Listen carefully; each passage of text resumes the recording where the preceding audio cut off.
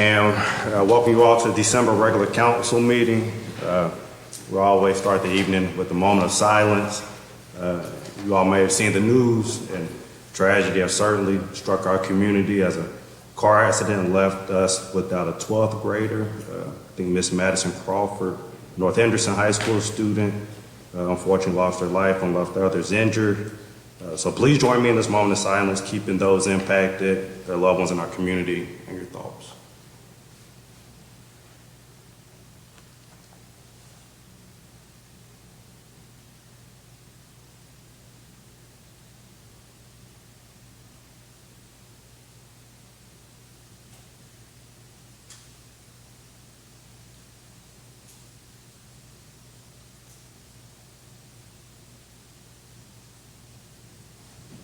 And thank you for joining me in that moment of silence. If you all would join me in the Pledge of Allegiance.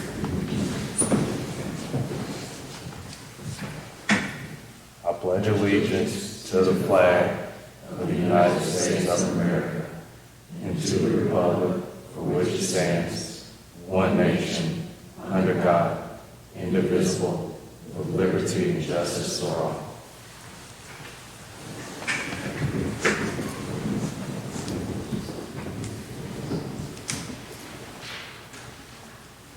Moving on to public comment. I don't believe we have anybody signed up, but is there anybody that wishes to speak during public comment? Seeing none, we'll move on to the approval of the minutes or any corrections, additions, or deletions to the minutes. Seeing none, is there a motion to approve the minutes as presented? So moved. Is there a second? Second. There's a motion and a second to approve the minutes. Is there any discussion?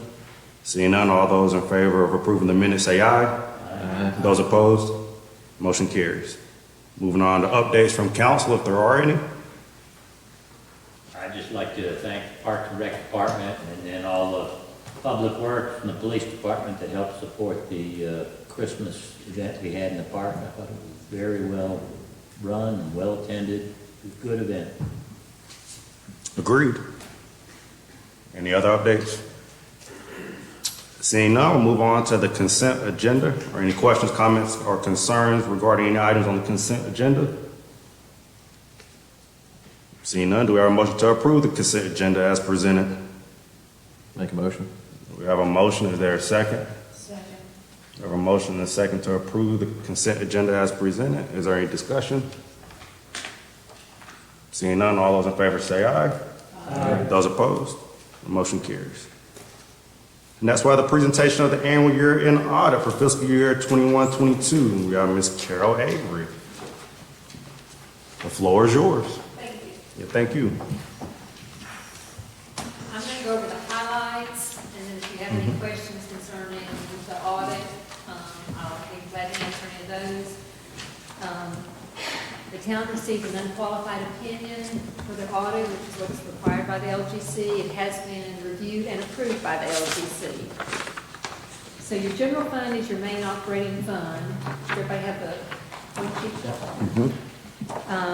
And your cash and investments at the end of the year is $6,883,107, which is an increase of about $1.1 million. Your regular cash is $6,417,000. Your restricted cash for streets, which would be PAL bill funds, is $451,780. And for public safety, which is called federal asset seizure money, is $13,669. Your total assets at the end of the year is $7,892,900, which is an increase of about $1.2 million, and the majority of that increase is due to your increase in your cash. Your fund balance at the end of the year was $7,779,939, which is an increase of $1.2 million. Your total revenues is $8,606,337. You had an increase in ad valorem taxes of about $52,000, sales tax about $286,000, ABC revenues of $50,000, and your recreation was up about $13,000. Your total expenditures was $7,780,298, which is an increase of $836,588.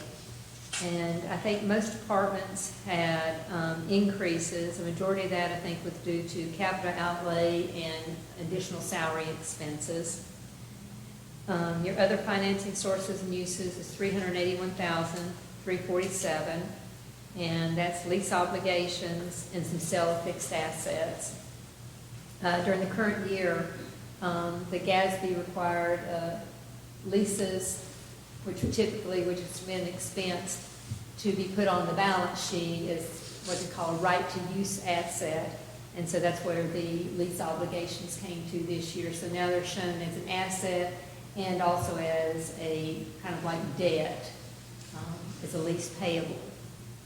The ad valorem taxes collected is $4,855,086, which is an increase of $51,559. Your percent collected is 99.76. The state average is 99.12. And for a town your size, it's 98.53. So you're above the state average and you're above towns your size. Your investment income is $5,775, which is an increase of $4,607. Your rates are up a little bit and your cash is up a little over $1 million. Then you have an available fund balance of 91.32%. And the town has a minimum fund balance policy of 45%, so you're well above that, and you're well above what's required by the state, which is a minimum of 8%. And so that's the general fund. Does anyone have any questions concerning the general fund?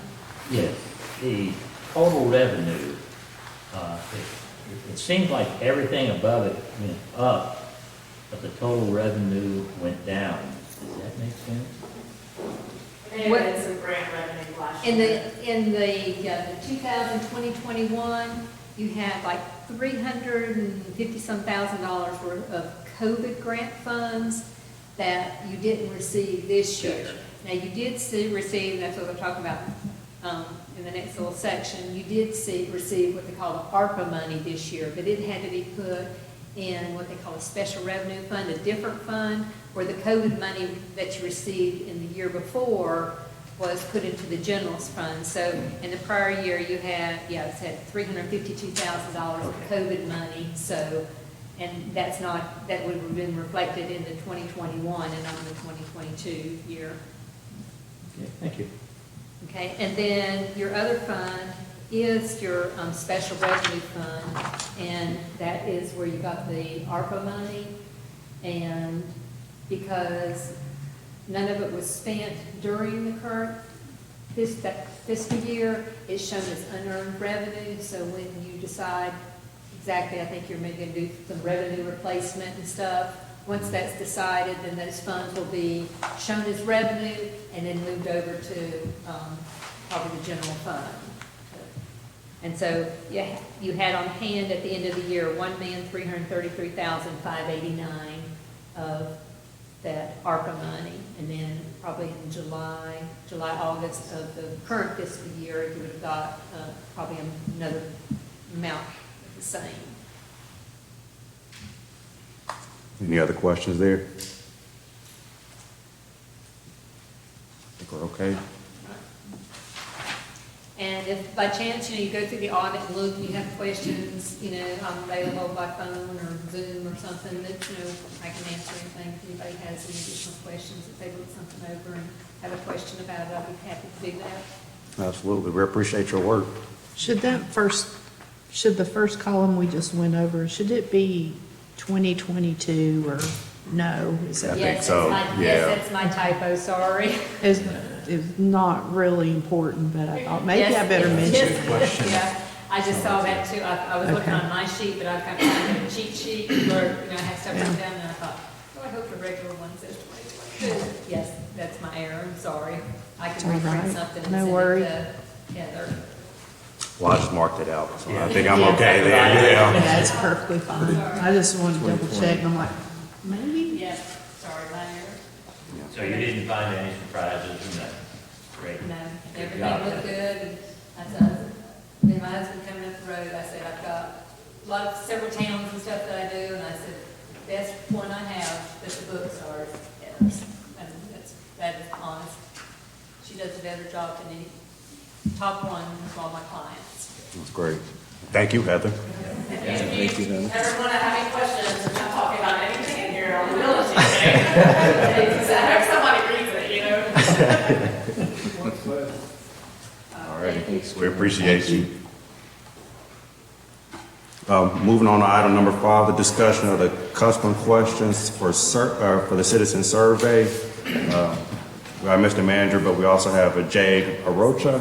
I'm not sure if I said Yeah, I'm that not sure if that's pronounced, yeah, Arocha. Okay. We just asked to be let in here into a Zoom meeting here, so hopefully this is gonna come through fine. I'm gonna turn my camera on here. And Hi there, can you all hear me? yes. Yes. Yeah. So, hi Jade, so Mayor was just opened up on this item, and I just real quick, I guess, just for Mayor and Council here. So we have Jade, you pronounce her last name Arocha? Arocha. Arocha. Mayor, you had it correct. the first Yeah, time. lucky Sorry. guess. So we have Jade Arocha with Polko, and Jade is the Director of Survey Research. So thank you for being here. In your packet, well, nothing really new in the packet on the dais. I emailed some slightly revised custom questions. So at some point, if you wanted to discuss any of that this evening, we can do that. But I know you had some questions about, in particular, some of the demographic information and the whys. And so unless you have a specific question, maybe I turn it over to Jade, if that's okay? Yeah, that's fine. Comment on Sure. kind of whys and how that's used. Yeah, absolutely. You Sure, know. yeah.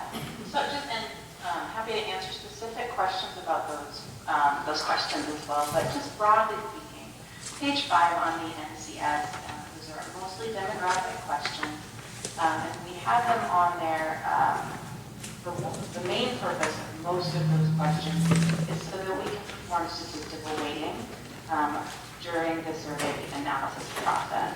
So those questions are intentionally designed to mirror the way they are asked on the census, so that we can use the census data to perform that statistical weighting, so that we know what the population norms are in Fletcher, and then during analysis we can weight your data to be more representative of Fletcher when we do the analysis. So that's reason number 1. Reason number 2 is part of the reports that you will receive, you will be able to see demographic subgroup comparisons by most of those questions. So differences in response and opinion by gender, by rent versus own their homes, versus attached versus detached housing, by race and ethnicity, by age. So that's also just another useful way for you to analyze the data on your side. Okay. When asked, Any other questions about that demographic data? Just out of curiosity, the 2 questions that actually deal with money value, the one about how much is your monthly housing cost, and the other one is what is your total income before taxes. Have you had many people kick back at asking those questions? No. The only time we're ever really asked, I would say residents really never comment on those questions. They'll just skip it if they don't want to answer it, although most do answer those questions. Our other clients, sometimes in some areas that are particularly expensive, I guess, for lack of a better word, we'll add upper categories there so that those upper brackets are higher. So there's an option, but leaving those questions in is never really in question. We will also provide annual household income as another variable that you'll be able to look at differences in resident income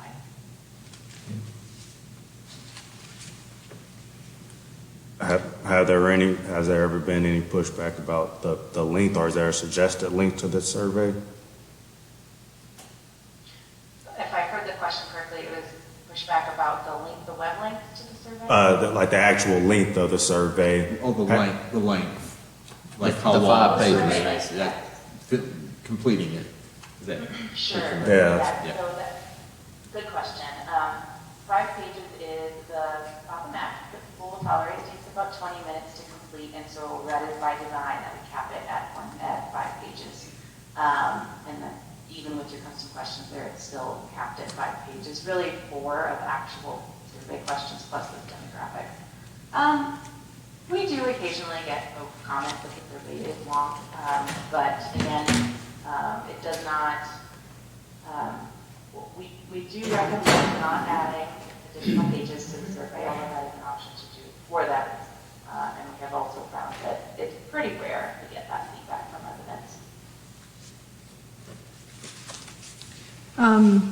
On D1 at the top of page 5, when I was reading these what you've termed general questions about how often do you visit social media, how often do you use or check your email or share your opinions or shop online, I felt like that list of questions had more of a marketing intent. I can't think of any purpose that it would serve for council to know how often anybody does any of those things. That's just my personal opinion about that. And I know as far as asking households' income, I hear that you're saying you don't get any pushback from it, but that question and several questions I feel like is addressed on a census. And I as a council member, can't think, how could I possibly use that data as well? I don't care how much anybody makes or what gender they are. I like the questions about, how safe do you feel? And someone had mentioned, well, maybe it matters if you're a male or a female as to how safe do you feel, but I personally don't feel like that matters. Men and women alike could feel just, unsafe is unsafe. It doesn't matter what gender you are. I think it is a little interesting. It would be beneficial to know single family opposed to townhouse or duplex, but I'm sure we could figure out the percentage of mix that we have just by paying attention to our neighborhoods, but I could understand how beneficial that is to know. Those are the only thoughts I had. So I do want to start by saying, I'll start with your first point about one online users. That's a good question. We get that sometimes. Those questions are there actually in intent of those survey that we're attempting to gauge online engagement of your residents. It varies dramatically by community. And so we are a survey platform that we offer an online option for folks to take the survey. It's another way for us to gauge whether or not online survey efforts, posting additional content to the platform and online engagement would be effective or not. I will say that while there's typically not, we don't allow participation to that page of the survey, because we do need almost all of those questions, the demographic questions, to do that to people waiting. There are a couple of exceptions. If you wanted to, we could redeem one. If you don't feel like it would be useful. And then on the gender question, you do need that first question that says, male identify in either way. The follow-up question is optional. So that one can be removed on the gender question, but the remaining demographic questions do need to stay in. That's the way our analysis is always very story on the process.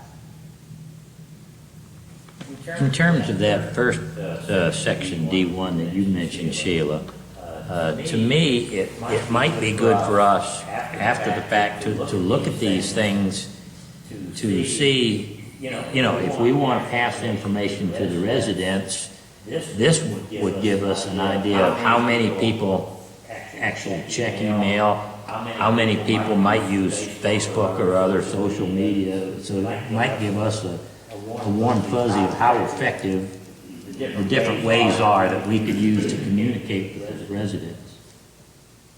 That's just one idea. Yeah. Great observation, that is the intent of these, is if you ask someone online or on your media, how many of them use social media, is going to bring answer that you ask folks that are receiving Right. It is intended to get a truly representative data of what that looks like for your entire community, not just those that are already online. Now, you said that this page 5 is, you can't change, is that correct? Just maybe minor changes? Like, for example, number, Question G or static, other than the conventions, add or categories, housing questions necessary. But the rest of them need to stay on the survey, and that they are, because they are as they are. like, for example, D13. A, you said was one that could come out as well. Like, To follow up. like for example, D13, it talks about the age, and we're only sending one per household. To me, it needs to be broke down, and if that's the case, we're going to keep that in there. It needs to be broke down by brackets, like how many people live. It's like you got kids. Somebody might have a household of 5 people, but you're only getting one answer. Does that make sense? Like, can you word it to say, please mark all age ranges that apply to your household so that you know age ranges in that household? Otherwise, you only know the age range of the exact person in the household doing the survey.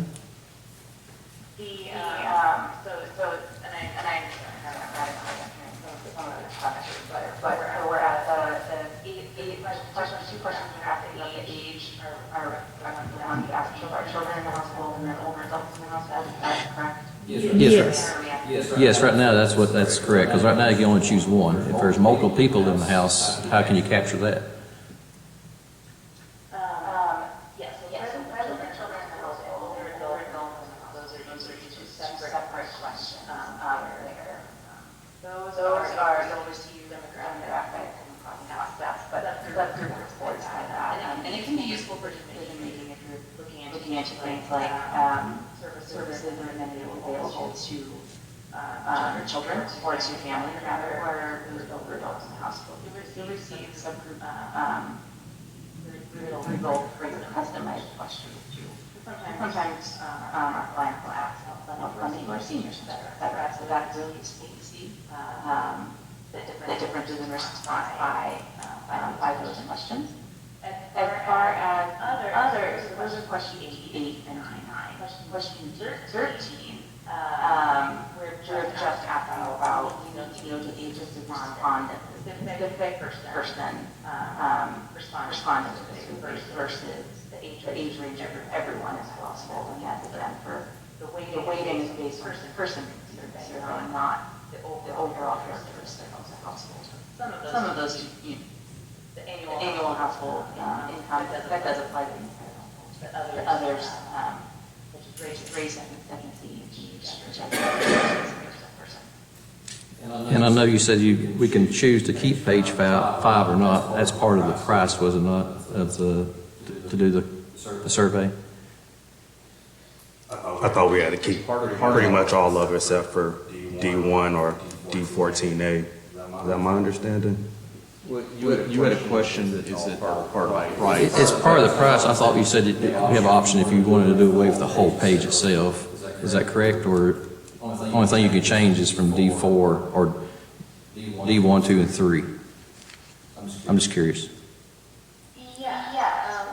do recommend getting into the offer and buy themselves there, and that later, all that useful for you. They do feed into a larger, the NCF is organized around the mental health that the ability to attend health and wellness and economy in general. So they kind of help paint a broader picture and add more insight into those assets. And you're reporting the results will be broken up by different pocket areas. and those are two of them. So we would, there's no cost benefit, I will say, to removing the survey. So that is something to consider. The only, I heard a question about cost and adding link surveys, there is an additional cost associated with that, saying additional page, which we would dissuade anyway for and get the short possible for responding. So for the first question right there, I had question number one is, could you remove page 5? What does it have to say? Could you read entirely? Yes, that was just a question. I'm just curious. Yes, entirely. That's the question. We would not be able to remove the demographic questions. We would be able to perform that statistical weighting review. The raw results are the reason why we have on that form that's still waiting, and we can actually back up a little bit here, is that the folks that we hear from that respond to surveys tend to be not in quite the same portion that actually lives in your community. There are certain populations in your community that will over-respond to the survey. I know based on many years of doing this, and there's others that will under-respond. So those that under-respond are younger residents, non-white residents who rent their homes versus own them, lower income non-residents, and men are slightly less likely to respond. And so the weighting process forms statistical adjustments to statistical analysis program to make corrections for those discrepancies. They're from who actually lives in the community. All of it very transparent, much which actually responded versus who actually live in the community. So we give that information to the report. But we strongly recommend that process in there in order to ensure that you're making decisions based on representative data. Don't consider raw data to be representative in general. And Jade, I think you kind of talked about it with what you just said, but can you talk about the sampling process and the effectiveness of that? Absolutely. Great question. So our sampling process, randomized, male-based sampling. Our process there start with folks that live in the community. We first our address list, the USPS there, the most comprehensive and the most up-to-date versus something like a voter registration list, where you're only hearing from registered voters versus their entire community, or something like a utility building list, where you're hearing from maybe out renters or those who do detached housing, for example. So the USPS list is the most comprehensive. Geocode, we have this process called geocoding, get our address list, and geocode them using GIS boundary data provided by you to ensure that every household is within community limits. And we can also geocode sub-areas, if you like. So, and I apologize, if you have council districts, ward, quadrants, really any type of subgroup that you like to use, we can use those as long as you have GIS files that describe the boundaries. And the useful part of that is that if you move to, for example, districts, I don't know if you're all large or have actual districts. We have districts, but they're at large. They're still elected at large. That's the type of reside in the district. Well, it can still be used, whatever sub-areas you track and mailing, you'll be able to see subgroup comparison, different opinions by those subgroups too. We really use kind of asking about the need for new amenities, improvements upon existing amenities, differences in different parts of town, and lots of amenities there. But anyway, going forward from that, once we have our household, then geocoded in boundaries, then we randomly select your mailing list. They side as 28 households, and then they will all receive a postcard that has a web link, and then they'll all have all of the mailing later survey packet. 5 hard copies of your survey and a returned envelope. And that survey packet also has a cover letter with instructions and web link as well. So both postcard and the letter have instructions. This is the most equitable. It balances equity and cost in that some folks struggle to complete online surveys or really just don't use the internet at all. So they have that pager option available to them. And then we have other folks who hop right onto their laptop or their smartphone. So it's a great to have that web link. So trying to have great, and then ensure that everybody has a chance to respond to the survey. And then we collect data over about a 6-week period after that. Another important aspect of sampling is that we do oversampling of multifamily housing, and that is because those people, as I noted before, tend to under-respond to surveys. So in an attempt to get more of them and to ensure that we don't have to do as much statistical weighting, we oversample, we send a proportionally greater number of surveys to multifamily housing. I think that makes sense. Walgo, you said that you use zip codes. I know you said geo coding. It's better for geocoding for us because our zip codes run into a different county, and we don't want somebody skewing a survey from a different county for Fletcher. And also, you said you send out 2,800 random. We got what, 32, 34? It's roughly 3,000 households. So can we, to make the 100%, I mean, send it to everybody, that's 200 more people. I mean, 200 is nothing.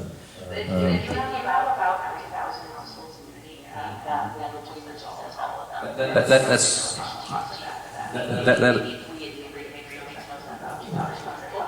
That'd be great. That was one of my big thing is not all your residents get a card is we need to make sure we don't leave nobody out. Don't put no barriers out there for folks.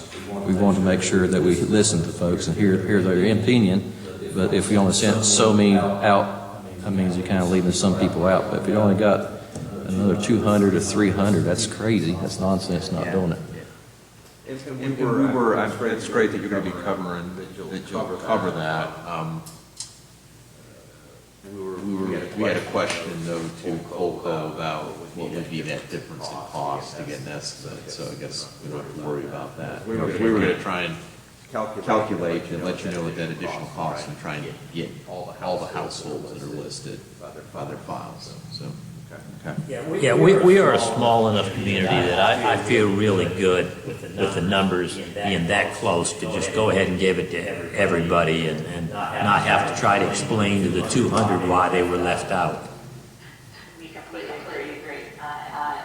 Whenever everyone's online about that, where it becomes more of a where we probably charging more is 4,000.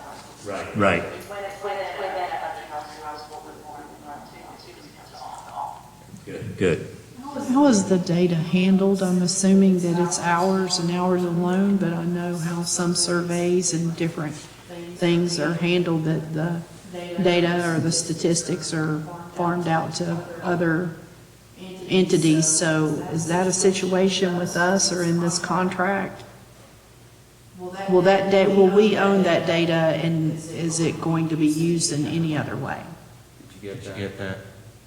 That's the last part of the question. Ownership of the data was first Yes. Yes.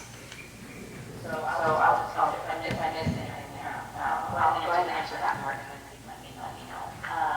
So ownership of the data, we provide a raw data transfer to you at the time when we deliver it to you. Do you have a benchmark database of all of the what? That is how you will receive benchmark comparisons in your reporting. So any one of our clients that conducts the national survey receives benchmark comparisons to the other 500 or so communities that have surveyed within the last 5 years. The rolling, basically 5-year average question.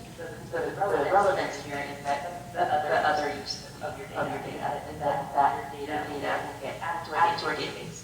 It's not identified in any way. It's what P, and I can send this forward what P is. How many other times you asked that question for the overall quality of life structure?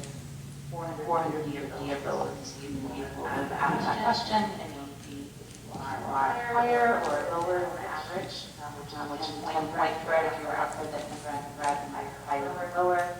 And then you'll see where you rank. So you might be number 100 out of 400 there is absolutely no identifying information. The only way in which your data would be available, there's a public link which is provided to you if you're reporting to the Self Interactive. You can go there and you also get a PDF hard copy for the report as well.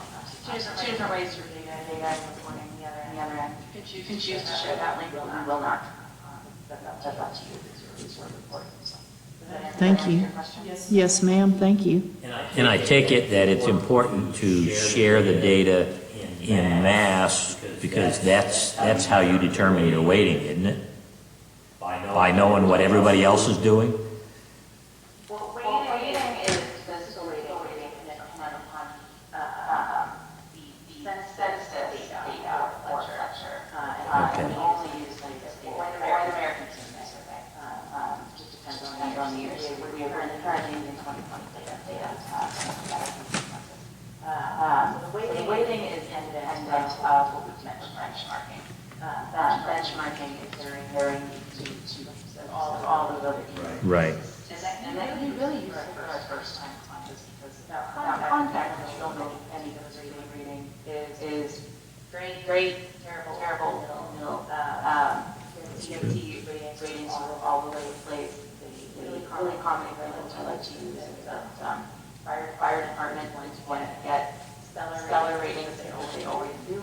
We almost always see fire department percent positive rating, 90 percentile. Other departments like air and code enforcement are going to get rated significantly lower than that. So it's really useful to see, well, if code enforcement gets that 50% positive, that might sound terrible to a 90% positive. Then you can actually say, oh, well, this is actually an average rating if you look at other communities nationwide. So really, again, it's for contact. What happened going forward, again, own trend line. That becomes more of a valuable data point. How are we doing compared to last time? Especially when you first started using it, that other community really beneficial. And I see the meeting time is running down. Am I correct there? 4 minutes. Well, on the screen for Zoom. Yeah, Do we have any last? It goes to 8. So we got time. We're good. It says less than 1 1 minute. minute on the screen. Yeah, actually, what we can do is turn more after right back in time. She's answered all my questions. Yeah, I was gonna say, do we have any other questions for her? Probably not for her. I mean, one section here is a needed comment section. I don't see somebody can actually put a comment section in there. Say, but somebody answers a poor, why did answer poor, or any other stuff, a comment section. We'll go ahead and then you'll No, she didn't have to, you don't have to answer that with me.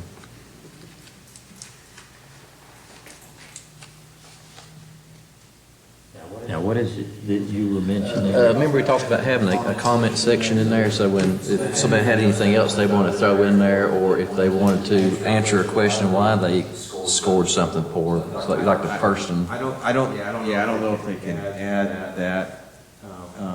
Because they're really not capturing what they really want, or have a section there, what they can actually put in there if we don't have a comment section. So I don't know. is this raw data? Yeah, that this board is us, and we can look at the raw data. It's hard for them, I know, to,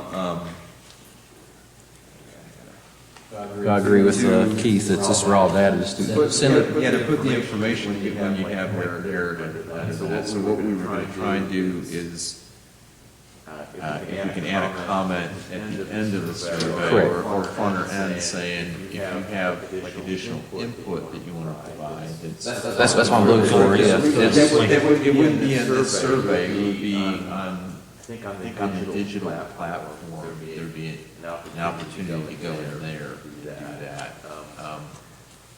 That's what I remember. We can ask the question. Some way where they can feel free to put any comments, even if it's a go to this link for more or something, that needs to have some type of comment stuff in here versus you're just narrowed down to answer excellent, good, fair, poor, or don't know. You know, it's kind of like I'm just leading this person. I want to hear actually want to hear from the citizens.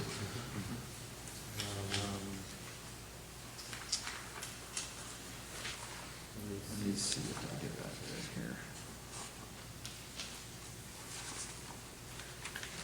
here. But she didn't have to answer that right there. So far, this meeting is going better than I thought it would. Yeah.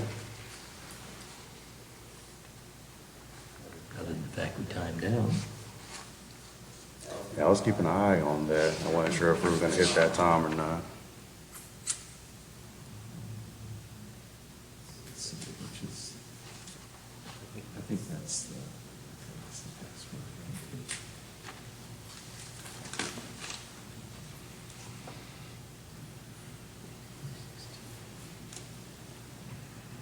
Well, I tell you, software like that, Zoom, sure came around at the right time, didn't it? Yeah, sure did.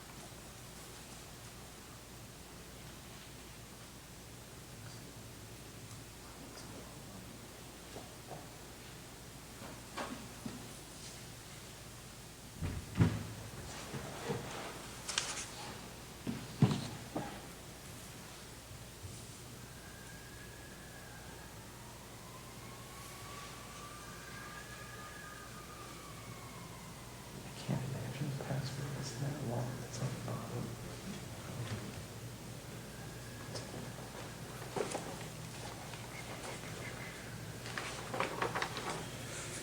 It's right there.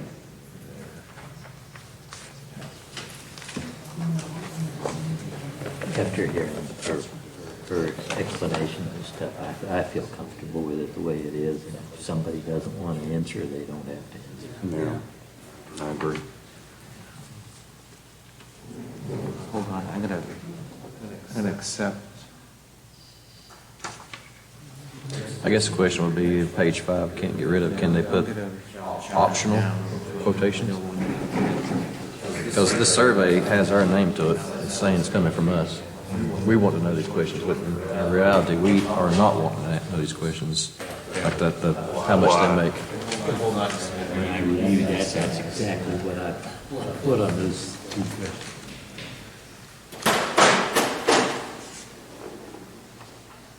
I think in theory, everything on the survey is optional. I don't think you have to answer any of the questions. So maybe just a disclaimer at the beginning. That's one way to look at it. But yeah, it needs to be a disclaimer that this is all optional, answering some of these questions, since it has our name on it.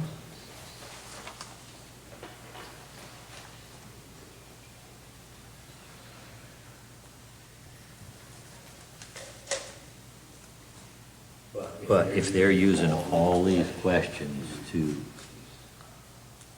divvy up all the answers,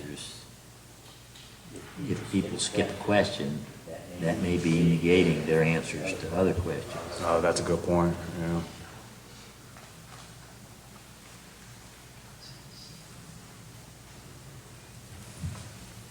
Yeah, you're right. I still feel it's kind of Have a good long. evening, Heather. Yeah, thank you. Yep. So a lot of folks are busy nowadays, and taking time for a 20-minute survey is going to be another barrier for the citizens of our community. Well, hopefully they'll look at it and see the depth of the questions, and hopefully they'll feel, some community involvement, and take the time to sit down and try to answer.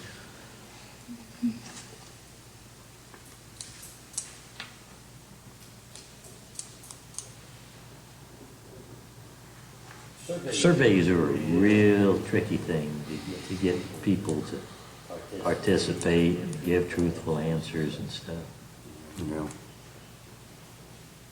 That's kind of why I felt more comfortable letting somebody else worry about how to do it. Yeah. If goes in-house, I mean, that would be a huge task for staff, just coding all that data. That's a lot.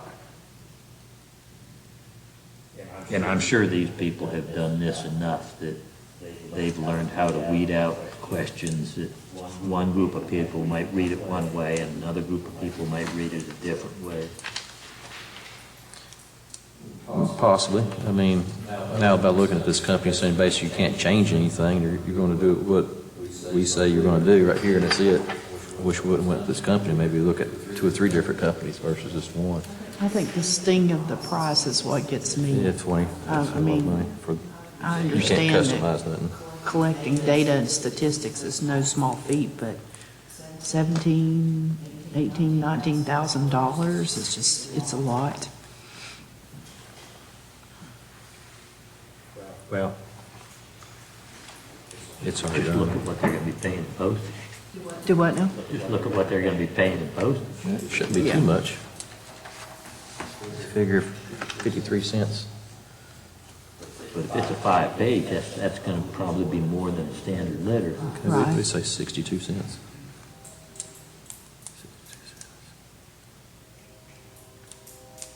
1,860. I mean, that's not much.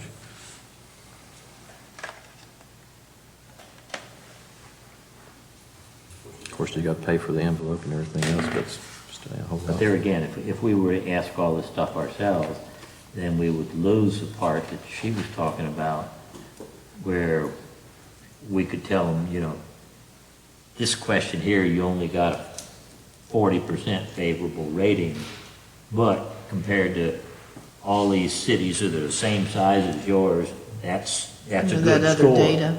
Otherwise, we're gonna be guessing as what's a good score, What's what's a not a good good thing or score. not? I guess yeah. it depends on your survey. If you're comparing against other cities, that'd be a great survey. But if you just actually want to hear what the citizens and taxpayers want for your community, this is a different survey. Instead of comparing against other cities the same size as ours. Does that make sense?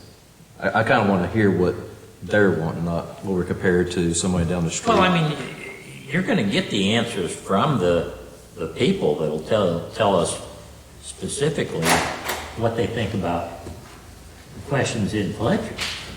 But we'll also get the comparison of how those answers compared to other similar communities. And I think that's just as important, really. Possibly.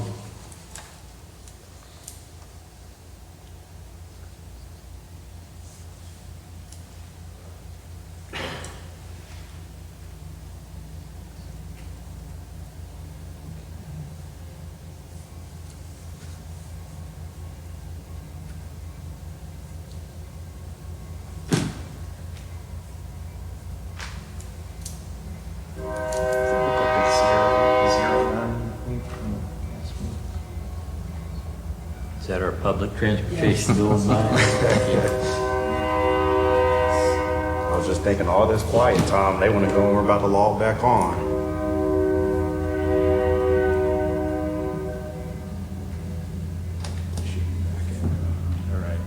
Well, we got Mark.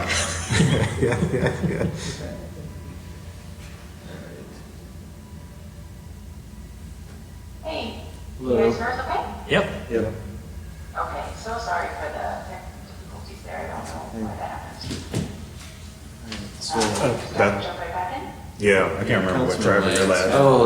Last question was, and I probably got one more question on top of that. At the end right there, like a comment section, like when somebody, you asked a question of somewhere during this survey, we talked about in our council meeting, of having at the very end somewhere at the thing where they can type in a comment or something that they just want to tell us at Fletcher Town Council, or reason why they answered poor. And one of the questions, just give them opportunity to express their opinion. And it can be a raw data that just sends it to us. You don't have to pull anything like that, something that we can actually read from our citizens. Yes, so open-ended questions where they're allowed to write in a response, there's a couple different options there. So in addition to the custom question, the half page of custom questions that you all purchased, those are closed-ended questions only. We do allow open-ended questions.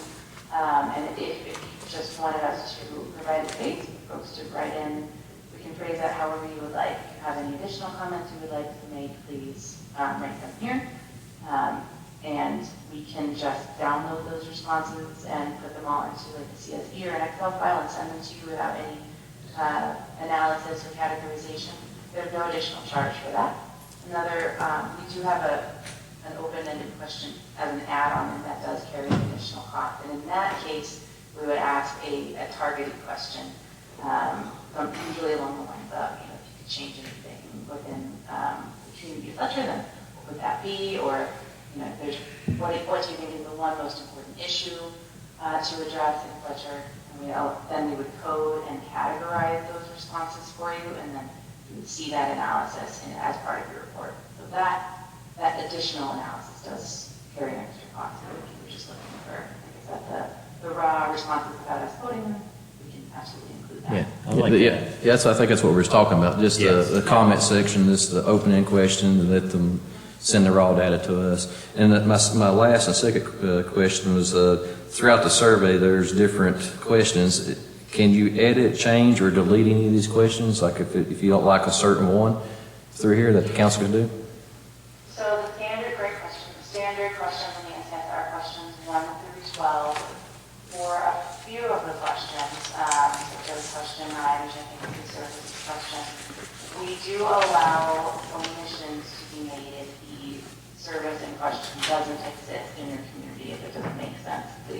The common example that we use here is if it's a community in Southern California, we'll take out snow removal. Or if there is no animal control or something like that, we can just remove those. Other than that, we don't really allow any customizations to those questions. Another example is we do allow wording changes in order to have it suit the community. So police, sheriff/sheriff services, we would delete for some of our clients or counties. So in that case, it's like sheriff services, but for most of our clients, it's police, so we would delete sheriff there. So only section. Small wording changes we do allow, or another one is vibrant downtown commercial area/commercial area.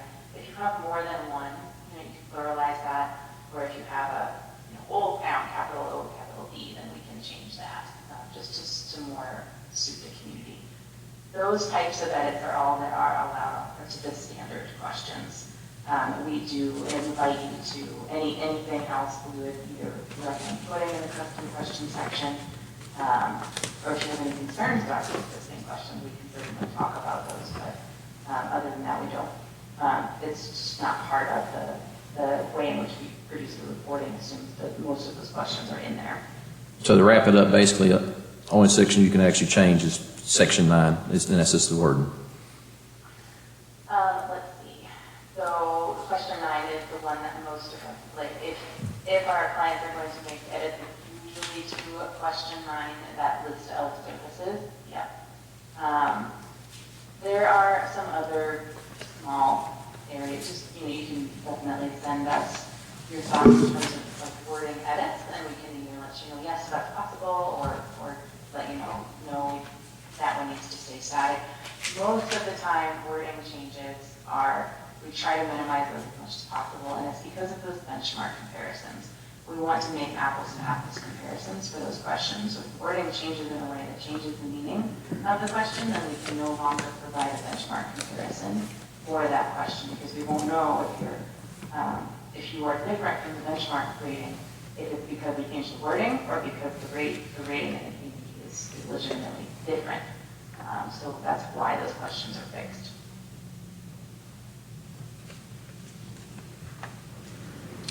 On number 10, on page 3 of 5, this is one of those that I felt like was a little redundant. There's a few that are redundant, but this one in particular, going down, value of services, overall direction, generally acting in the best interest of the community, and then being honest. To me, being honest is the same thing as saying being open and transparent. To me, if you're transparent and open, you are being honest. But I don't know, to me that was a little offensive. I would hope that treating all residents fairly, treating residents with respect, being open and transparent, informing residents about issues.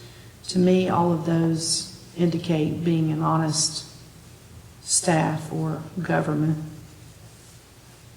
Sure. And some of these questions are, this question block actually did used to be shorter, and we actually expanded it based on feedback from some of the clients. They wanted to dig a little deeper. I'd say the distinctions, I agree that being honest and being open and transparent are somewhat similar. I would say the distinction between those two items is that the transparency and the openness relates more to how available decision-making and all of that, how available that information is for residents versus how trustworthy they may find counsel. So they may find counsel to be very trustworthy. They also may find information behind how decisions are made to be hard to find, or that process and not be very transparent. So that's I would say the discrepancy between, or the difference between those two particular items there. Those are questions I'd like to see how we compare with other communities. And the treating all residents fairly, treating all residents with respect, where we see those be a little bit more useful is in those subgroup comparisons. You may have different subgroups of residents who feel differently about those, and that can be useful information for you as well. Yeah, I didn't have a problem with those. I think those are very fair questions. Well, I just have one last question. Is the survey evidence-based? The questions on the survey? Yeah, I get the survey overall, it's evidence-based, right? Yes. So the survey itself, the National Community Survey, was developed in partnership with ICMA about 20 years ago. It has gone through several, iterations since then, where we've added questions and taken away questions that were no longer relevant. We continue to offer this survey in partnership with ICMA. So it's the only community survey that is, it is partnered with ICMA in that way. So yes, and then not just the survey itself and the questions and the design of the survey, but then also the way in which we perform the analysis is all gold standard survey industry methods. The methodology section in the report goes into detail about all of that as well. So they're transparent for everyone to see how the survey was conducted and how the analysis was conducted. And for those who, ICMA is the International City County Management Association. That's ICMA. Do we have any other questions for Jade? Go ahead, Trey. I said I had no more, but I have one more question. Your honest, professional opinion. How often does a town need to start doing surveys? Every 5 years, every 10 years? Just kind of curious. We recommend, obviously allowing the budgets every 2 years is great. Every 3 years is for smaller towns that may have less of a budget is what we recommend. The reason for that versus every 5 and 10 is if there is a major change, the more time that has elapsed, it makes it really a lot more difficult to pinpoint why that change might have happened. So more frequent data points in your trend line just allow you to respond more quickly. If you notice that something has particularly for decline in ratings, to allow you to address that and say, oh, this has really changed and we should look into that. That happened 5 years ago, because your last data point was 5 years ago. It can be really hard to determine why that change happened. Good question. Yes. Do we have any other questions for Jade? I think not. Thank you for being here, Jade. Thank you so much. Apologies for the technical difficulties, but happy to be here. And very good to listen to you all. Thank you. Thank you. Thank you. Mark, do you have anything, or council have any other? Anything else on that item? I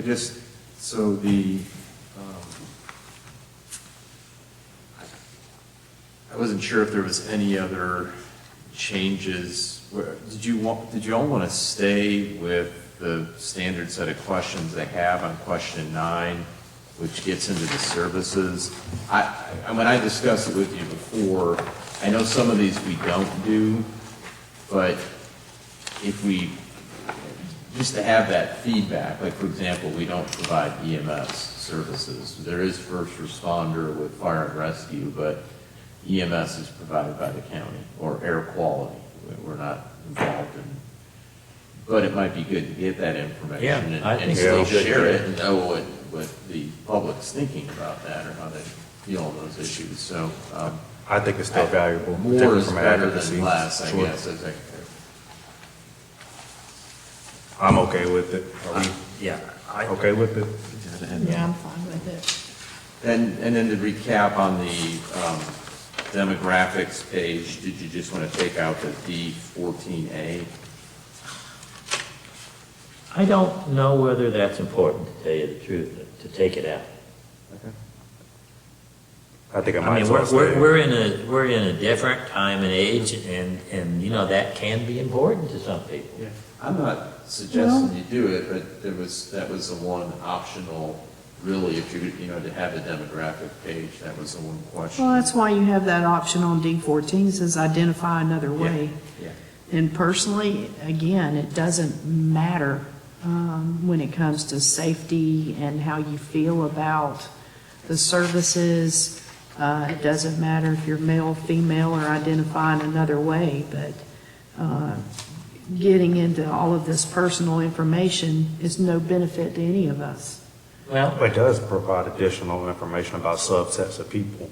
So if we get this information, we find out somebody that identifies in a different way, or as a woman, or as a man, or whoever finds our services below par or doesn't feel safe, I think that's valuable information. I If think you that's feel for any unsafe, you different feel purpose. unsafe. It But if we doesn't had- matter how you But identify. if we have that subset of information, we know who doesn't feel safe. But it's not going to change what we do about our safety features or services. It's not going to change how we approach. We treat everybody equally and fairly. So that's just my personal opinion. Someone else may feel totally differently, but I'm looking at it as services that we can offer, what information really matters, and it doesn't matter about the gender. If you're unsafe or you're lacking in services, we're going to treat everybody fairly and equally in our approach and whatever we do for them. So, I mean, that's just my personal opinion. I would say strike it, but if everybody else wants to leave it, it's, when you say identify in another way, okay, you've narrowed it down a little bit more, but again, what does it even matter? I agree. I agree too, that we should treat everybody the same, but I think she was saying you can't change any of this. She said you could leave off D14A if you Yeah. wanted. D14A? Yeah. She said they wouldn't have a problem with leaving that off. but if you have a category that's in D14A, that you know by that category, then you go back and you look at the other questions and you see that there's numerous people in that one category feel unsafe or feel that you don't provide certain services or something like that. That could be important to us to help steer where we add additional service. But you don't know if that person identifying that way is identifying because of what box they checked or because of what neighborhood they live in. I kind of think the third option just leaves it open to where if they don't feel safe and they identify something else, then there's too many other options to add everything on there. I mean, you could identify as a giraffe and all the trees are too short. I don't know. It just gets to be ridiculous. I agree. So I guess we're saying that we're recommending taking D14A out altogether and just leave D14 as identifying another way, period. Well, yeah, if they're leaving D14, that's what it is, but Well, I also have a question. I see it says identify another way, go to D14A. If we take out D14A, does it take out that portion? It'll take out that They part. would just delete that I think option. the arrow and go to D14A would just come Just be off. period after Okay. Would be period identifying after another way. So that's, It sounds like the majority Okay, wants to okay. strike it. All right, I'll just make a note on that. And then we'll add a open-ended question at the end about any additional comments relating to any of the particular questions, something like that, that can be kind of all-encompassing if someone wants to provide comments. The only, I guess, other thing, unless y'all have other questions or comments, is the custom questions. I don't know, we have room for more too if we wanted to. I caution not to put too many on here just because it's still Yeah, can we responding just- to the survey gets long, but. Can we discuss some of them questions? Oh, go ahead, Keith, you started, I'm sorry. Yeah, I'm the same thing, I just want to discuss some of those questions. You don't have to use any of these, but is it just just based on timely issues or issues that at least seemed of interest from staff perspective, just observing things from council? I would like to add the question of exactly how many people live in your house, like A, 1 to 3, 4 to 6, 7 to 10, whatever. And that kind of gives you an idea of the people that are living. Okay, that's on the demographic one, and we Yeah. can't change that, so, Can't add to yeah. that at all. Yeah, these are custom questions asking. Other But you general can't add opinions about questions? You're saying you can't add things. questions? That's what they were saying. Yeah, you can't I have. thought she said she doesn't want any of these deleted. She highly recommended we not delete. I didn't hear her say we couldn't add any, like, how many are in your house, what's the total number in your household or whatever. I can- You got the census too, I guess. I mean, we could make that as one of these custom questions, couldn't we? That's what. How many people are in your household? And then have a box, 1, 2, 3, 4, 5, over 5. I mean, how are people going to answer these custom questions? It's a rating scale, so, for example, the first one, 13A, is about, please rate how important, if at all, you think it is for the Fletcher community to focus on each of the following in the coming 2 years. So limiting the scale of residential development. Oh, okay, I see. Family and single-family homes, and then you say it's essential, very important, somewhat important, or not at all important. So Since you're on that now, can you add, this is something with that, it says, limit your scale to residential home for both multifamily and single family. Is there a way you can maybe separate them? Multifamily, then another question of single family, because some folks don't mind single family and some folks don't want apartments. Basically, you just combine both of them, it'd be nice to separate them in the same question. So one for multifamily and then one for single, it's the same question, Same but question. one multifamily, You one just single split, you just family, split it versus combine them all together. Right. Yeah, and I think we'll have space for that, so. It looks like it. Let me, I didn't want to lose sight of Keith's question about how many people in the household. I can email them and see, can we, and then I mean, theoretically, Category that they should can be check. something we I should would pull think pretty we should. easy out of the Yeah. census. Yeah. I mean, do we need to ask it again? Either in the custom question section, or if it could be, I know Sheila said she didn't hear anything about adding to, we couldn't take stuff out of the demographics. So I'll ask the question. I don't know why that couldn't be. I mean, I know the standardization of some of this, that's why. So it could stay here under the custom questions or go in the demographics, but I'll ask. And then maybe just not have to let it analyze it. Yeah, and it's how many people in the household, like this number of many people live there. Yeah, I Yeah. thought we could Yeah. have multiple choices, and you could, Yeah, 1 to 1 to 3, 4 to 6, 5 7, plus or 9, something, yeah. whatever. Just out of curiosity, what is meant by multifamily? It's apartments, Apartments. condominiums, townhomes are considered multifamily. And some people might not know. Now, I could read that into it that there's 2 families living in one house. Yeah, so we could put in like Apartments and parentheses, condos. Yeah. and single-family homes. Apartment are complexes. Houses, usually site-built, considered site-built or stick-built homes. And another one, real quick, I mean, might be the elephant in the room, number C, development of a new library. I know we've kicked this 100 times. Is that, I don't know, if the county's going to put money toward it, or are you asking the citizens, do they want to pay for the full library, or what's that question? That's just like the elephant in the room right there. Yeah, I guess it's just, since the Or is it a dead library issue? issue's been such a key issue, do residents support applying resources towards building a new library facility? That's an important question. I It's guess an what, important question, but you almost need a lot of explanation to Yeah, so- understand what you're answering. yeah, Or it support could be resources. providing yeah. town resources for a joint use facility with the county, or something to show that it's not the town paying for the whole building. Are we- Something like are that. you- Or are you saying are you maybe talking- no where are you at? discussion of library, since it's clearly, His questions.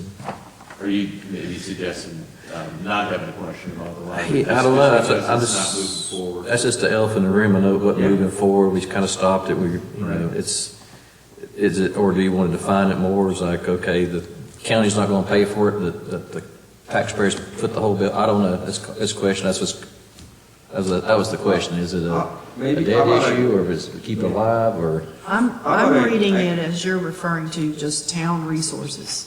And as a resident, I would look at it as taxpayer money. If you've got it listed, town resources for development, in my opinion, you're asking the resident, do you want to go forward on the library using town taxpayer money? That's the way I'm reading it.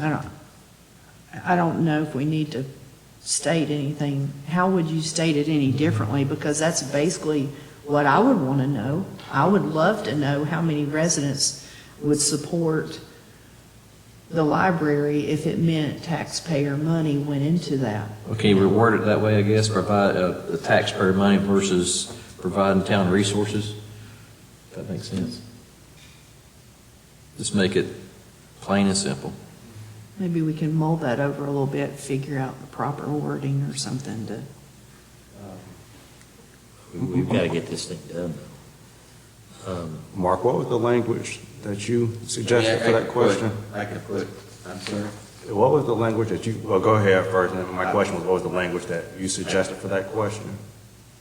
If you remember. Well, it seemed like there was a discussion about, do we want to break it out, like a joint use facility where county and town resources, something along those lines, basically to see, I mean, you need to see the language, right? I was going to draft something, but the point being, would the public support the town putting up resources and the county for a library facility? Basically communicating, are you willing to do this as both entities putting funds in? Could you put something there, like, do you think the library is sufficient for our area? Yeah, I mean, that would kind of, yeah. No, I think question that would here. be an additional question It could be with an that. additional question, yeah. In conjunction with that. And that's a great question, because I've spoken to commissioners and residents alike that feel like, do we really need a library? And I'm like, well, it's kind of like if you build it, they will come. I know a lot of families that use the library, but then there's a general perception that the library's outdated, no one uses it. Well, I don't really agree with that, but we do have residents and commissioners alike that feel like it's not that important, or what we have is sufficient. So it'd be great to know what how the residents feel about that. So why don't we break it up into two questions? One is, do we need additional library resources in the town of Fletcher? Yeah, That's so one it's- question. And then the other one is, are we willing to apply town taxes to make that happen? Yeah, so one, do you feel the town needs a new library facility, something along those lines? Yes. Needs additional library resources, not necessarily a new library, but How Bob was Additional worded right there, that resources. was plain and simple and straight to the point. I like that, how you worded it too. How, Say it again? Oh, I was gonna say, do you feel the town needs a new library facility? Oh, I think that works. that's all right.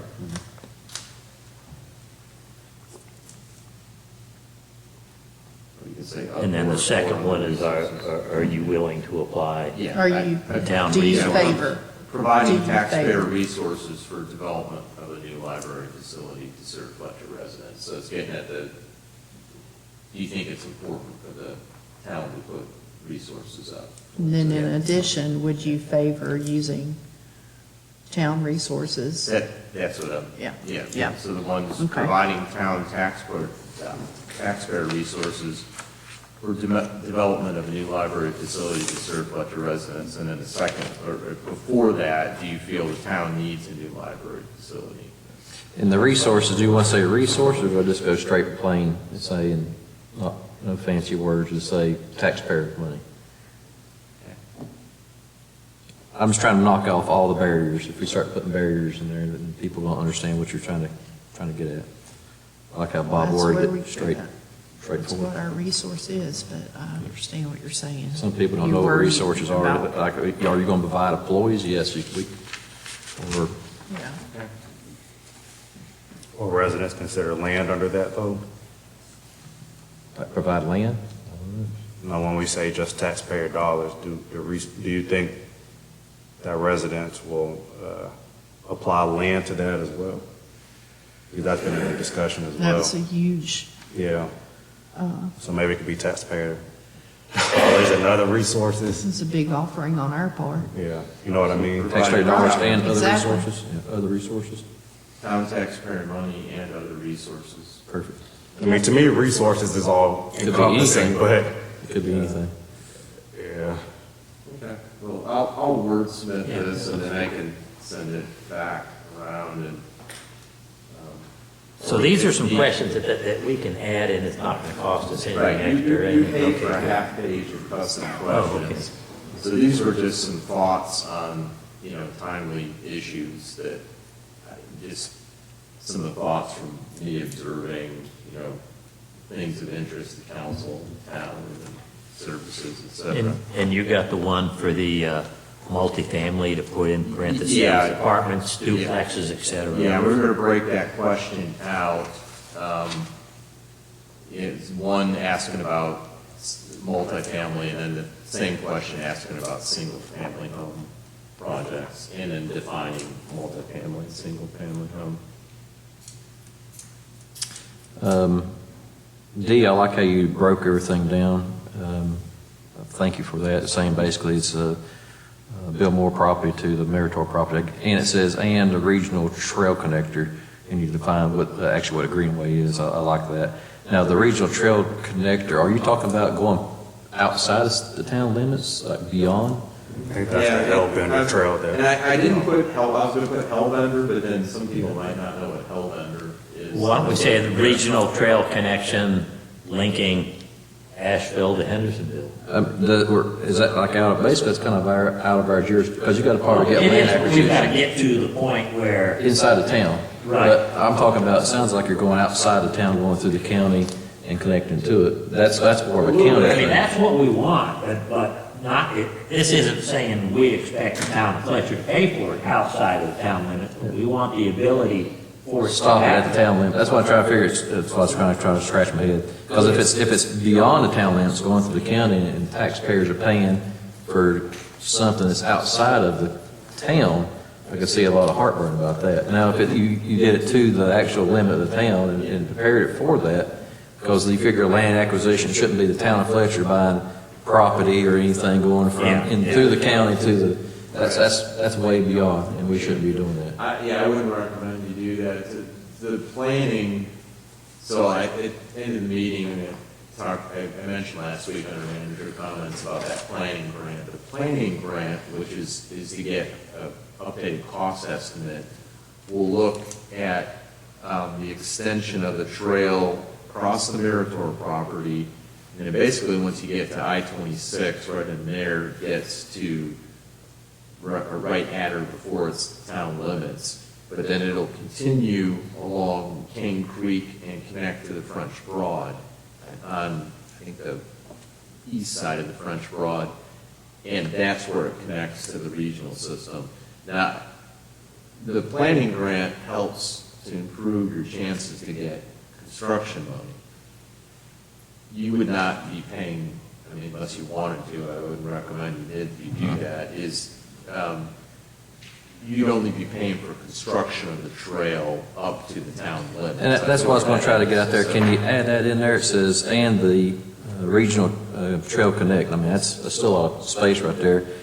Keep adding that to it. It says up to the town limits or at the town limits. Well, how about just ended it at Meritor property, unless you really want to make, I was trying to still keep that it's the goals to connect it to something bigger, because that's what the people who use green, particularly the cyclists who use it. And that's fine if you, Runners, I just say just put it where it stops at town limits, basically, because if you read it right now, it says that if I read it, it's on and beyond going into the county. Yeah, I could just end it at the Meritor property and just end the statement there. That's. But I think it's important that the people know that our long-term aim is to connect our greenways to what's going to be a very prominent greenway system. It's going to service Buncombe, Henderson, and Transylvania counties. I mean, that's going to be a huge, huge greenway, and if we don't take every opportunity we can to make sure we link our greenway to that, Or we can split the question. we're missing out. We can split the question. We can do the Meritor property, then we can do the regional trail connector up to town limits. Because some people might not want that, everybody else coming into the town. I don't know. I think it should be split because there is a big difference. My thing, I just make sure that it's saying that we stop at town limits. We ain't actually paying beyond. I'm okay with how D is worded. I do think it's important to include that regional trail connection piece to it. If it's not in that question, it needs to be asked somewhere. Yeah, let's do a separate Even if question. it's separate. Maybe we can do a separate question after that. Development of greenway trails that extend to the Billmore community, from Billmore Community Park to the Meritor property, period, and then have that definition of greenway trails. And then maybe a second question about the development of greenway trails that extend outside the Fletcher town limits to a regional trail connection, something like that. Yeah, we could do that. That extends to the regional trail connection. Yeah.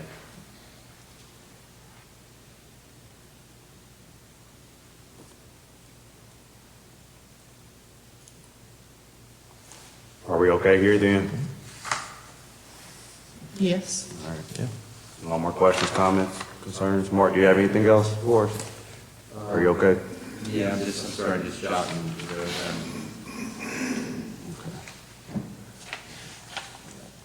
Well, while you're jotting that note down, we'll go ahead and move to item number 6 slowly. So I can make sure you get your notes jotted down. The update on the traffic impact analysis for the town center project. And it's back to you whenever you finish your note. Okay. Not a lot more to add on that one. I know last week I went through in a lot of detail the specific mitigation improvements that the traffic impact analysis for the town center project is showing right now, the draft that the consultant has done. Probably the biggest takeaway, we had a conference call with the traffic engineer and with the engineer that was working with our developer, Will Bowie, to get some of their feedback on all the mitigation improvements. And the biggest issue, and probably the thing that seemed the least reasonable, I guess, based on the impact of this project on traffic there, was the 2 left lanes and then from Highway 25 south going on to Howard Gap, and then I think it was 1,000 feet of receiving lanes on Howard Gap. So in lieu of that, what they suggested, or one of the things we discussed was an extension of Old Cane Creek Road here to Howard Gap. Y'all seem, at least to look at that, as comfortable with it. I know we want to try and keep Public Works where they're at. So they're gonna rerun the analysis and then see if some of these other mitigation improvements come off if we had that extension of Old Cane Creek Road here across to Howard Gap. He thinks he should be able to have that by the end of this week. So once we have that, I'll share that with you and, make sure y'all are comfortable with what's in there. I could also have James Boso is the engineer with the consulting firm that's doing this, Matter and Craig. I could possibly have him at the January meeting to just discuss some of the whys on this. I think that might be helpful. Yeah, That would and definitely help. if we're comfortable with what the final recommendations of the traffic, it has to go to DOT, and then DOT has to accept it, and then we try and quantify what would be the contribution of the developer and anyone else. So that's kind of the next steps. But that was really the only meaningful update is rerunning the numbers, factoring in Old Cane Creek Road extending to Howard Gap. But I'm still struggling. If you take Old Cane Creek Road to Howard Gap, that's going to put a lot of traffic going that route. And how are you going to handle that intersection there when you're dumping all this traffic in 50 feet in front of another intersection? Yeah, let's let them look at it. Yeah. And then if that's a big enough of an issue, it's like you're saying. Unless they can come up with some system of stoplights that allow.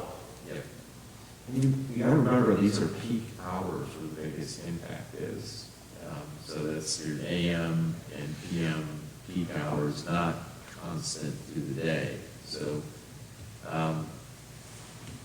I'm curious, on the lot that's on the corner of Howard Gap and 25, used to be an old gas station, turned into a floor shop, and then it was demolished and cleared. I wonder if that property can be of any use in expanding Howard Gap or those turn lanes. Should be able to. If for so, a certain amount. maybe it would be worth it. And I know the guy's been trying to sell it for years. well, I think that was actually owned it for a long time, and now it's, I think Charles Taylor, that's at GIS, I think he owns that property now, if I'm correct. Sounds like him. Well, and he owns the adjoining property there with the. Yeah. Stores and Yeah, stuff. that little strip, kind of commerce center. But, yeah, it's either expanding, well, And what about it didn't Fanning seem real Bridge? reasonable to be doing 2 receiving lanes for that long of a distance on.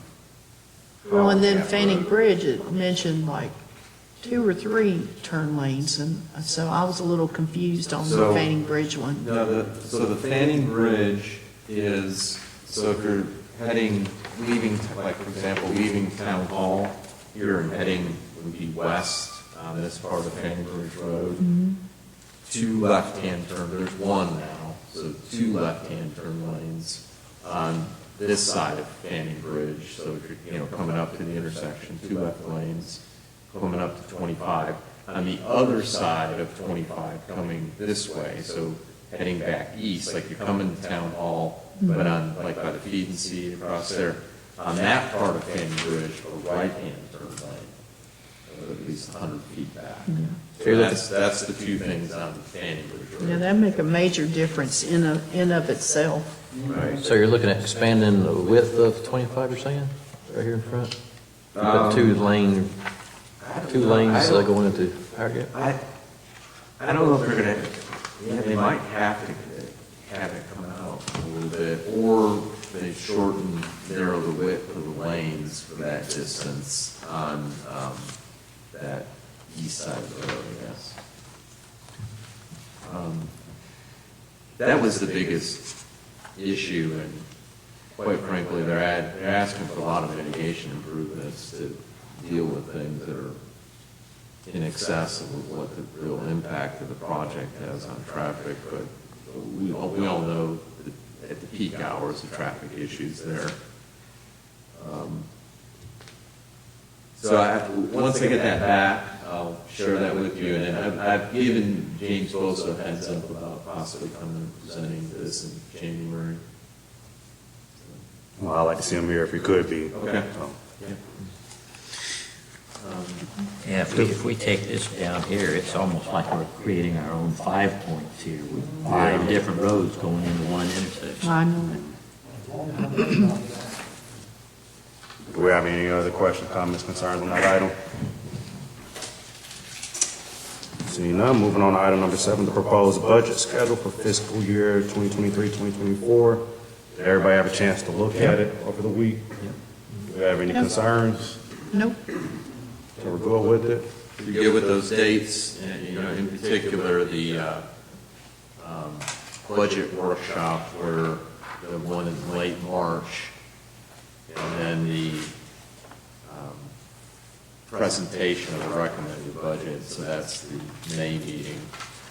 So if everyone's good, we're going to put those dates down on our calendar here from the staff side to be planning for that.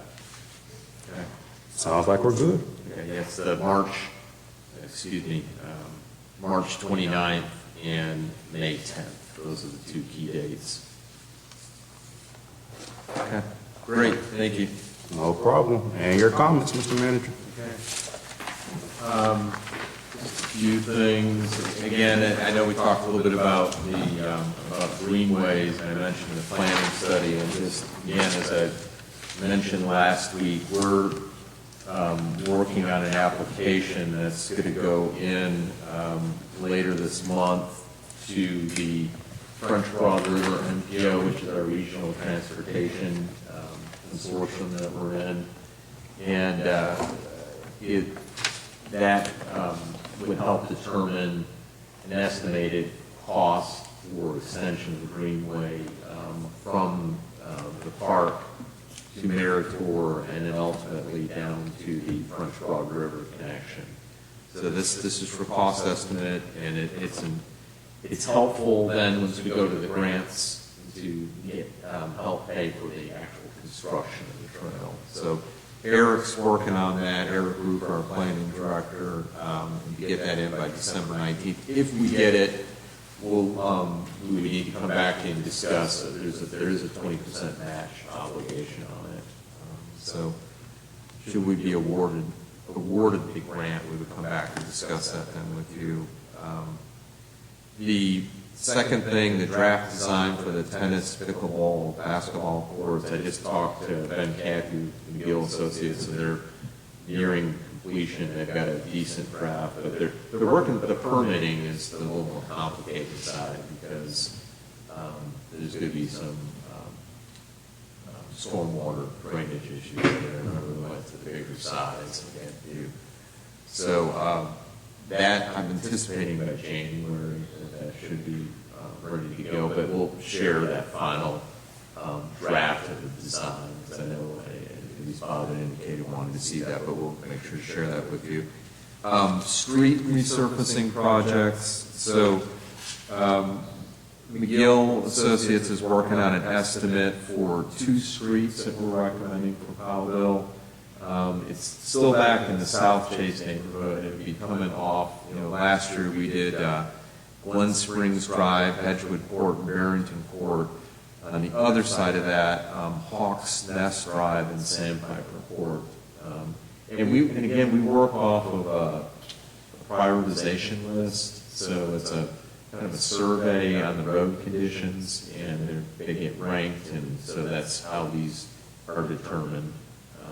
And they review it every year, because sometimes things can change, damage occurring that we may not have seen or not aware of. I know Mayor had emailed some questions about, Wood Hill. the resident had about Wood Hill. Wood Hill and South Chase. Right now, it's on number 8 on the list, out of 128, I think it is, streets we have. So it's getting pretty close. It's Sure. within the next 2-3 years. And I did ride out there, and There's some more cracks than I Yeah. remember on there last time I got on Wood Hill, so, Are but- we only able to fix 2 this time? Usually we're able to grab at least 4 to 6 streets. It depends on the length and width of the streets, and remember last year we had to go into reserves, which was rare for us to do, to be able to get all of Glen Springs and then those 2 cul-de-sac streets up. There's some wide streets in South Chase, so that's that's the dilemma. Sometimes we can do 3 or 4 if they're shorter. Basically, the surface area is smaller, shorter, more narrow. So that's why. I'd like to review those streets maybe during the budget process, just to see what streets there are and if there's any that are like in really severe situation. See if there's something we can do to Yeah, we've been. escalate the time Sure, and we frame. can have Jabba talk about the road condition survey that he does. We're fortunate, we don't have any of our streets in extreme disrepair. I mean, there's some municipalities that, they can barely get enough Powell bill funding to try and keep up. And they wind up having to appropriate money from the general fund, and, you know, thankfully, we get that Powell bill funding that's just for streets that comes from the state, and you don't have to put taxpayer or, property taxes or other resources from the general fund into it. You got that kind of dedicated source, and we've been able to keep up fairly well. I mean, there's some subjectivity. Obviously, someone may see a couple cracks on there and say, this looks awful, and some might say that's, well, it's all right, and, so a little bit in the eye of the beholder on there, but they do, we've been able to keep up fairly well, because we have a lot of new streets since incorporation, so that's helped. I have a question kind of related to the Wood Hill question I had. I know I mentioned to you the no through Yes. traffic signs. Yeah. The one on Wood Hill looks pretty good to me, but I could see why maybe a resident might complain about the South Chase. The South Chase Drive, is that the road that goes from Fanning Bridge? Fanning Bridge, yeah. Yeah, I drove by, I could see why a resident may not think that's the most clear placement of it. Is it possible to move it maybe closer to the road, or no?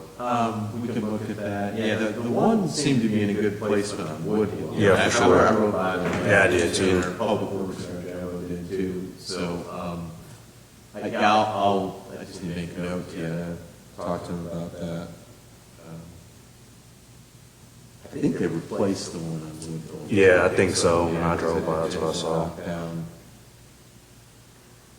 Okay. But yeah, I mean, sometimes, Sheila, we've been able to do 3-4 streets, but it's been less surface area. Well, now our bidding costs have been going up too. We've been fortunate to get some really good competitive bids the last, 10+ years. About the last 2 years, we usually get one contractor who comes in and that really helps, but everyone's prices have gone. I'm afraid the cost of repairing roads is going up a lot faster than increases in Powell bill funds, and eventually we're gonna have issues. Yeah. Agreed. Is that all your comments, Mark? Just one other, I know, Mayor, you had the question last week about the market study and the pay with the. Oh, yes. Yeah. We've had some conference calls, we're trying to get the final numbers, we've got some ranges that we've heard, but we want the final analysis, if you will. Our goal is for January to bring something before you. Great. So, Thank you. sure. And that was your final comment? That was it, I'm sorry. Okay, no, you're fine. Any other business from council? Seeing none, do we have a motion to adjourn? So moved. We have a motion to adjourn. Do we have a second? Second. We have a motion and a second to adjourn. Is there any discussion? Seeing none, all those in favor of adjourning say aye. Aye. Those opposed? We are adjourned.